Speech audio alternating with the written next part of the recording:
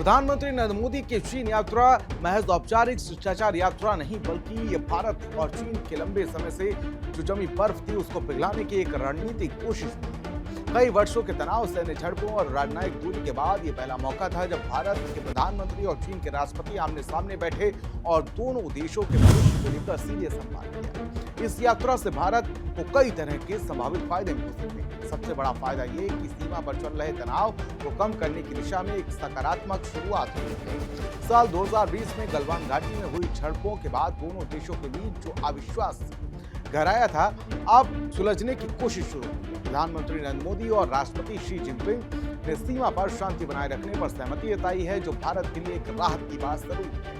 अगर बातचीत सही रही और इसी दिशा में आगे बढ़ती रही तो दोनों देशों के बीच बार बार होने वाले टकरावों को रोका जा सकता है, जिससे सीमा पर तैनात भारतीय सैनिकों पर दबाव कम होगा और देश की सुरक्षा को लेकर चिंता कुछ हद तक घटेगी। दूसरा बड़ा फायदा आर्थिक मोर्चे पर देखने को मिल सकता है। भारत और चीन के बीच व्यापारिक संबंध काफी बने रहते हैं, लेकिन व्यापार में भारी असंतुलन है।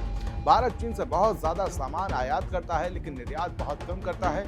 इस यात्रा में दोनों नेताओं ने व्यापार बढ़ाने, सीधी हवाई यात्रा शुरू करने और निवेश के नए रास्तों पर बात की है। अगर इन पर अमल होता है तो भारत को अपने उत्पादों को चीन जैसे विशाल बाजार में पहुंचाने का मौका मिलेगा। इसके अलावा चीन की कंपनियों द्वारा भारत में तकनीकी, मैन्युफैक्चरिंग और बुनियादी ढांचे में निवेश होने की संभावना ज्यादा होगी, जो देश के विकास में मददगार साबित होगी। इस यात्रा का एक और बड़ा पहलू यह रहा है कि भारत ने शंघाई सहयोग संगठन यानी कि एससीओ के मंच का उपयोग अपनी रणनीतिक स्थिति मजबूत करने के लिए किया है। एससीओ एक ऐसा संगठन है जिसमें चीन, रूस, पाकिस्तान और कई मध्य एशियाई देश शामिल हैं। भारत की सक्रिय भागीदारी इस मंच पर यह दिखाती है कि वह क्षेत्रीय शक्ति के रूप में खुद को स्थापित करना चाहता है। पीएम मोदी की उपस्थिति ने साफ संकेत दिया है कि भारत केवल पश्चिमी देशों पर निर्भर नहीं है, बल्कि वह एशियाई देशों के साथ संतुलन बनाकर चलना चाहता है। इस यात्रा में आतंकवाद मुद्दा भी प्रमुख रहा है। प्रधानमंत्री मोदी ने आतंकवाद के खिलाफ कड़ा संदेश दिया और चीन से मिलकर इस समस्या से लड़ने की अपील की। भारत की कोशिश रही है कि चीन को पाकिस्तान आतंकी संगठनों के समर्थन के लिए कड़ा संदेश दे। यदि यह सफल होता है तो भारत की सुरक्षा नीति के लिए बड़ी उपलब्धि होगी, क्योंकि चीन का पाकिस्तान पर प्रभाव काफी है। यात्रा के दौरान एक सांस्कृतिक संदेश भी देखने को मिला। प्रधानमंत्री मोदी का स्वागत वंदे मातरम और भारतीय वाद्य यंत्रों के साथ किया गया। यह भारत की सॉफ्ट पावर का उदाहरण है। इससे संकेत मिलता है कि भारत की संस्कृति और परंपराएं केवल देश के भीतर ही नहीं, बल्कि दुनिया के दूसरे बड़े देशों में भी सम्मान पा रही है। यह भारत की अंतर्राष्ट्रीय छवि के लिए अच्छा संकेत है। चीन के राष्ट्रपति शी जिनपिंग ने भारत को हाथी और चीन को ड्रैगन कहकर दोनों के मिलकर साथ काम करने की बात की। ये प्रतीकात्मक भाषा बताती है कि चीन भारत को एक बड़े और स्थिर भागीदार के रूप में देखता है। दोनों देशों ने यह भी स्वीकार किया है कि दुनिया में स्थिरता लाने के लिए, विकास को आगे बढ़ाने के लिए उनका साथ आना बहुत जरूरी है। ये भारत के लिए वैश्विक स्तर पर अपनी भूमिका मजबूत करने, एक होने का मौका हो सकता है। भारत और चीन के बीच बातचीत से जुड़ा हुआ एक और बड़ा फायदा यह है कि अमेरिका और चीन के बीच चल रहे तनाव के बीच भारत को कूटनीतिक संतुलन साधने में मदद कर सकता है।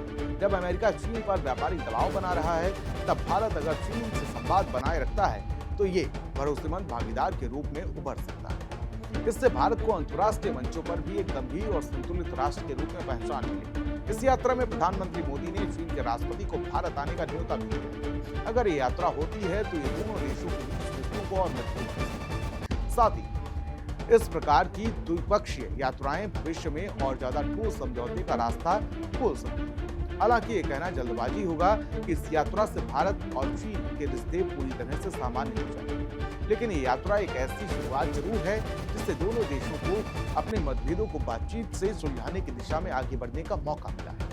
भारत के लिए जरूरी है कि वह अपनी सुरक्षा, आर्थिक और कूटनीतिक जरूरतों को ध्यान में रखते हुए चीन के साथ संतुलित और सतत रिश्ता बनाए रखे। कुल मिलाकर देखा जाए तो प्रधानमंत्री मोदी की चीन की यात्रा भारत के लिए कई स्तरों पर भरोसेमंद हो सकती है और फायदेमंद भी हो सकती है। इससे सीमा विवाद में नरमी आ सकती है, व्यापार को नया बल मिल सकता है, क्षेत्रीय संगठनों में भारत की भूमिका मजबूत हो सकती है और वैश्विक मंच पर भारत की स्थिति और अधिक स्थिर और संतुलित बन सकती है। अब ये देखना दिलचस्प होगा कि इस यात्रा में हुई बातचीत को जमीन पर किस तरह से उतारा जाता है और भारत इस मौके को कितनी दूर तक ले जाता है। प्रधानमंत्री नरेंद्र मोदी की हालिया चीन यात्रा ने दुनिया भर में कई हलचलें पैदा की। इस यात्रा को लेकर भारत और चीन के बीच संबंधों की बहाली पर चर्चा तो पहले से ही हो रही थी, लेकिन अब इसका वैश्विक राजनीति, खास करके अमेरिका और डोनाल्ड ट्रंप की रणनीति पर भी साफ दिखाई देने लगा है। डोनाल्ड ट्रंप जो एक बार फिर अमेरिकी राष्ट्रपति बनने के दौर में चीन के खिलाफ कड़ी नीतियों और व्यापारिक युद्धों के लिए जाने जाते हैं। ऐसे में भारत जैसे बड़े लोकतांत्रिक देश का चीन के साथ बातचीत करना, गर्मजोशी दिखाना और साथ ही साझा मुद्दों पर सहमति बनाना ट्रंप के लिए चिंता का विषय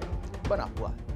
भारत लंबे समय से अमेरिका का रणनीतिक सहयोगी रहा है। रक्षा, व्यापार, तकनीक और इंडो पैसिफिक नीति में दोनों देश एक दूसरे के साथ खड़े दिखाई देते हैं।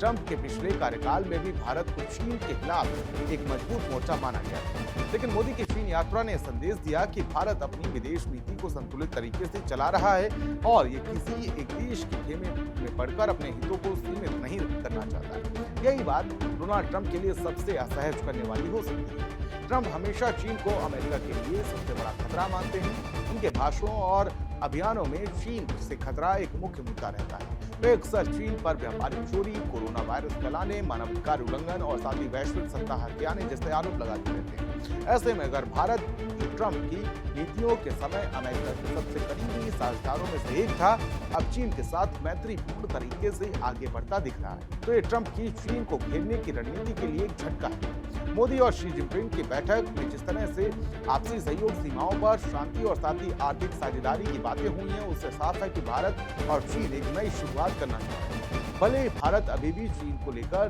पूरी तरह से भरोसे में ना हो, लेकिन वह संवाद और संतुलन की राह पर चलना चाहते हैं। ये संतुलन ट्रंप की उस रणनीति से अलग है जिसमें चीन को अलग थलग करने की बात होती है। ट्रंप की सोच सीधी है, या तो उनके साथ रहो या फिर उनके खिलाफ रहो, लेकिन भारत की विदेश नीति बहुपक्षीय और संतुलित है। यही अंतर ट्रंप के लिए चिंता की बात है। एक और कारण है जो ट्रंप को बेचैन कर सकता है, वह है वैश्विक नेतृत्व में भारत की बढ़ती भूमिका।